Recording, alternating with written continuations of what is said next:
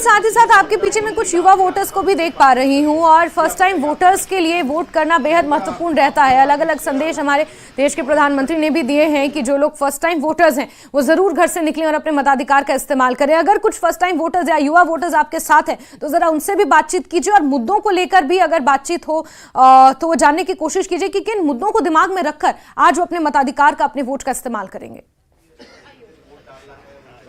जी बिल्कुल, पहले भी हमने कुछ फर्स्ट टाइम वोटर्स जो हैं उनसे बात की थी, तो यहाँ पर कुछ और फर्स्ट टाइम वोटर्स हैं, उनसे बात करेंगे। आपसे ये जानना चाहेंगे कि आप पहली बार आज वोट दे रहे हैं, तो क्या सोच के आई हैं, कैसा लग रहा है? पहले सबसे पहले आपका एक्सपीरियंस जानना। बहुत अच्छा लग रहा है। मैं फर्स्ट टाइम वोट डालने आई हूँ, मुझे इतना पता नहीं था वोट के बारे में, पर जब आज मैंने वोट डाला तो मेरे को बहुत अच्छा लगा। तो मेरी सबसे ज्यादा सपोर्ट बीजेपी को है। तो किस तरह के मुद्दे हैं, आप क्या चाहते हैं कि कैसा नुमाइंदा होना चाहिए, जो कौन सा काम करे जो आपको लगता है कि करना बहुत जरूरी है? आज तक तो बहुत डेवलपमेंट हुई हूँ, मैं चाहती हूँ कि आगे भी डेवलपमेंट होती रहे, जिससे कि जो गरीब लोग हैं उनको भी बेनिफिट हो। मतलब मैक्सिमम तो बहुत गरीब लोगों को बेनिफिट हुआ है, बट कुछ अभी भी हैं जो बिना घर के हैं, जहाँ मैं चाहती हूँ कि उनको भी घर प्रोवाइड हो। जिस तरह से ये कहा जाता है कि जैसे आप फीमेल हैं, एजुकेशन का सेक्टर की अगर हम बात करेंगे, आप आगे बढ़ रही हैं, एजुकेशन हो या एम्प्लॉयमेंट हो, क्या वो भी एक मुद्दा है आपके जहन में कि कुछ ऐसा सांसद यहाँ से चुन के जाए, ऐसी सरकार बने जो पढ़ाई का जो स्तर है वो आगे बढ़े और आपको एम्प्लॉयमेंट की अपॉर्चुनिटीज? हाँ बिल्कुल। मुझे बताइए किस तरह की एम्प्लॉयमेंट अपॉर्चुनिटीज आप चाहती हैं, क्या मुद्दे हैं जिनको सोचकर आपने? मनोज, और भी युवा वोटर्स यहाँ पर हैं, उनसे भी बातचीत करें। जी मैं कोशिश करता हूँ उनसे बातचीत करने की। यहाँ पर कुछ और वोटर्स से भी। जी आप पहली बार आपने वोट दिया है, क्या मुद्दे हैं, क्या लगता है आपको कि क्या होना चाहिए? सबसे पहले आज के यूथ के लिए तो जो अनएम्प्लॉयमेंट है उसके लिए कि ज्यादा से ज्यादा जो इतने सारे बच्चे आजकल ऐसे बेरोजगार बैठे हुए हैं तो उनको जो जॉब्स हैं वो मिल सके, तो हमारे लिए तो सबसे पहले यही है। दूसरा हमारे जो गांव हैं वो डेवलप हो जाएं, थोड़े रोड बन जाएं, ये सब कुछ, ताकि दूर के जो लोगों को है उनको आसानी हो जाने के लिए आगे पीछे। जैसे इन्होंने कहा कि अब फर्स्ट टाइम वोटर्स जो हैं, अलग अलग लोगों की अलग अलग जो है प्रायोरिटीज होती हैं, अलग अलग सपने होते हैं, अलग अलग चीज़ों के बारे में। ये एक ने कहा कि डेवलपमेंट होना चाहिए, गरीबी हटनी चाहिए, ये थी इनका कहना है कि जॉब अपॉर्चुनिटीज़ हैं वो बढ़नी चाहिए। आपके मन में क्या है, क्या होना चाहिए? हमें भी यही है कि जॉब अपॉर्चुनिटी मिलनी चाहिए हमें, क्योंकि अभी अभी हमने सिर्फ अपना जो है मास्टर्स डिग्रीज पूरी की हुई हैं, तो हमें जॉब मिलनी चाहिए। तो अभी आपको लगता है कि उतनी अपॉर्चुनिटीज नहीं है जम्मू कश्मीर में जितनी होनी चाहिए अगर कंपेयर करें बाकी देश के बाकी हिस्सों के साथ? नहीं है, क्यों नहीं है, बट हम चाहते हैं कि हमें भी अपॉर्चुनिटीज मिले। जी मनोज, तो आपने देखा कि ये जो फर्स्ट टाइम वोटर्स हैं उनके अलग अलग मुद्दे हैं। जैसे एक से बात की तो उनका ये कहना था कि जो गरीबी है, अभी भी बहुत सारे लोग गरीबी के स्तर से नीचे रह रहे हैं। मनोज, युवाओं के लिए बेसिकली अनएम्प्लॉयमेंट एक बहुत बड़ा मुद्दा रहता है और वही युवा इसका जिक्र कर रहे हैं। आतिफ लोन डोडा से हमारे साथ जुड़े हैं। आतिफ, किस पोलिंग बूथ पर आप इस वक्त मौजूद हैं और क्या भीड़ देख पा रहे हैं यहाँ पर मतदाताओं की, क्योंकि आज का दिन बेहद महत्वपूर्ण है और लगभग 1.5 घंटे का समय हो गया है जब पोलिंग और वोटिंग शुरू हुई है? जी जासमीन, बिल्कुल इस समय मैं government girls high secondary school Doda में मौजूद और यहाँ पर मैं आपको दिखाना चाहूंगा कि जिला इंतजामिया डोडा की तरफ से पहली बार यहाँ पर पिंक वुमेन पोलिंग स्टेशन बनाया गया है। खासकर जो महिलाएं हैं उनके लिए स्पेशल यहाँ पर पोलिंग बूथ बनाया गया है ताकि यहाँ पर ज्यादा से ज्यादा महिलाएं आए, वो अपना वोट कास्ट करें। और अब मैं आपको दिखाना चाहूंगा कि काफी लंबी कतारों में जो महिलाएं हैं वो आज सुबह से ही घरों से निकलकर बाहर आई हैं और जो वोट है वो कास्ट करने के लिए यहाँ पर आए। और हमारे साथ यहाँ पर कुछ महिलाएं हैं जो युवा हैं। मैं आपसे जानना चाहूंगा, सबसे पहले आपका नाम? प्रिया राणा। आज आप वोट कास्ट करने आए, क्या पहला वोट आप डालने आए हैं या इससे पहले भी आपने पोस्ट कास्ट किया है? जी नहीं, फर्स्ट टाइम वोट कर रही हूँ। तो किस उम्मीदवार को आप वोट डालने जा रहे हैं और क्या उम्मीदें आपको उस कैंडिडेट से है?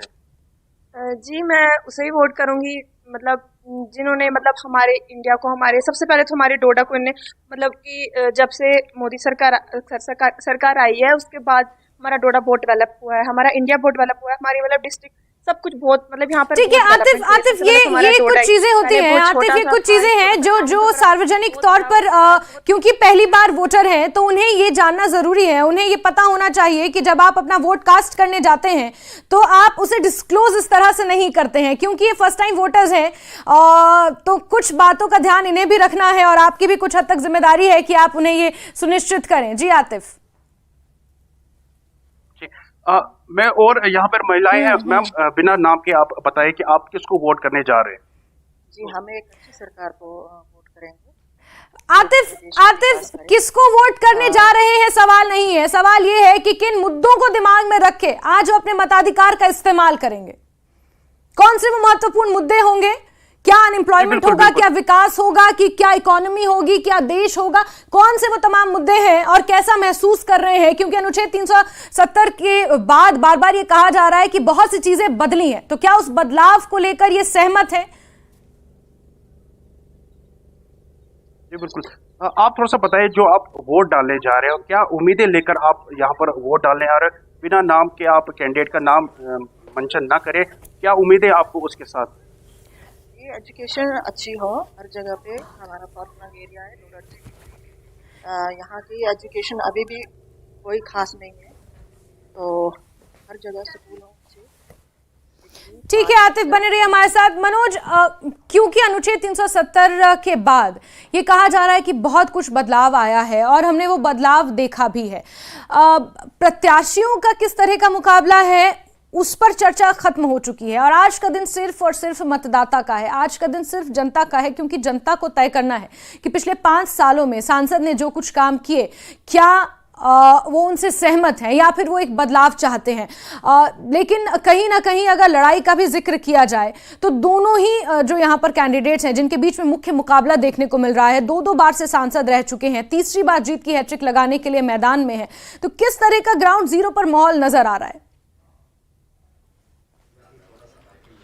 देखिए जैस्मिन, यहाँ के अगर मुद्दों की बात करेंगे तो ओवरऑल जो यहाँ मुद्दे छाए रहे, जो जितनी भी हमने कैंपेनिंग देखी है उसमें ये देखा गया कि बीजेपी की तरफ से ये बताया गया कि अनुच्छेद 370 को हटाए जाने के बाद जिस तरह से जम्मू कश्मीर में अमन है, खासतौर पर कश्मीर वैली में जो अमन लौटा है और वहाँ की जो रोजमर्रा की जो जिंदगी है वो पटरी पर लौट आई है, टूरिज्म बढ़ा है, जो वहाँ के स्कूल हैं वो बिल्कुल रूटीन से खुल रहे हैं, यानी वहाँ जिस तरह से देश के अन्य भागों में लोग अपने रोजमर्रा का कामकाज करते हैं वैसा ही कामकाज अब कश्मीर में भी हो रहा है, वहां पर शांति स्थापित हुई है। साथ ही बीजेपी ने यह भी कहा कि एक तो अमन कायम हो और उसके साथ साथ जो डेवलपमेंट हुई है, चाहे वो जम्मू संभाग की बात हो या फिर कश्मीर संभाग की बात हो, हर जगह पे डेवलपमेंट हुई है। वहीं दूसरी तरफ जो कांग्रेस है, कांग्रेस का ये मानना है कि जिस तरह से जो बीजेपी के दावे हैं वो उनमें उतना दम नहीं है। हालांकि ये कहते हैं कि कश्मीर में अगर पत्थरबाजी काफी हद तक कम हुई है, लेकिन अभी जिसको हम ये कहेंगे कि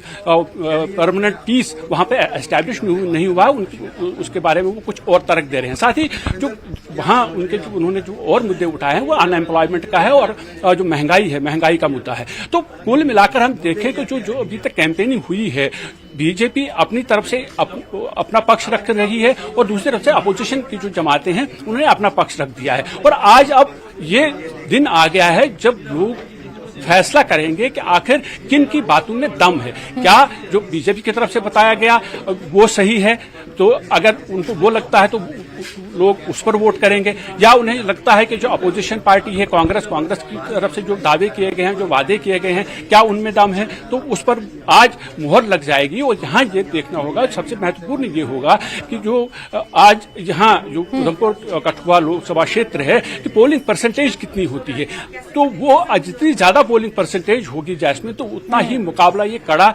दिख रहा है।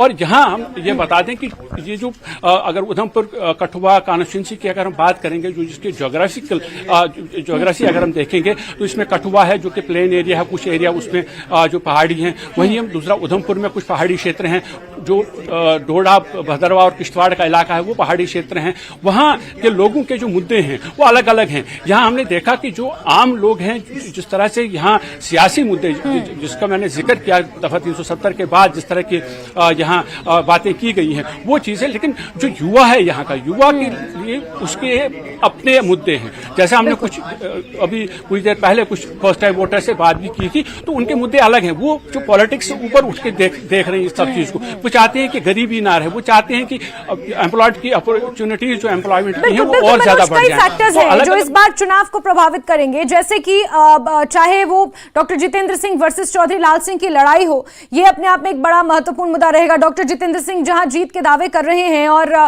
विकास कार्यों के आधार पर अपने पक्ष में वोट की वो कहीं ना कहीं अपेक्षा कर रहे हैं, तो वहीं दूसरी तरफ एंटी इनकम्बेंसी भी एक भारी फैक्टर है और इसी को चौधरी लाल सिंह भुना सकते हैं। और कहीं ना कहीं इंडिया गठबंधन भी विकास नहीं हुआ है, इसको लेकर जनता के बीच गया है। अब हालांकि 4 जून को नतीजे आएंगे, लेकिन आज का दिन बेहद महत्वपूर्ण है। मनोज, आप नजर बना के रखे। बहुत शुक्रिया। आतिफ, आपका भी बहुत बहुत शुक्रिया हमारे साथ जुड़ने के लिए। तो महासंग्राम 2024 की औपचारिक तौर पर शुरुआत हो चुकी है।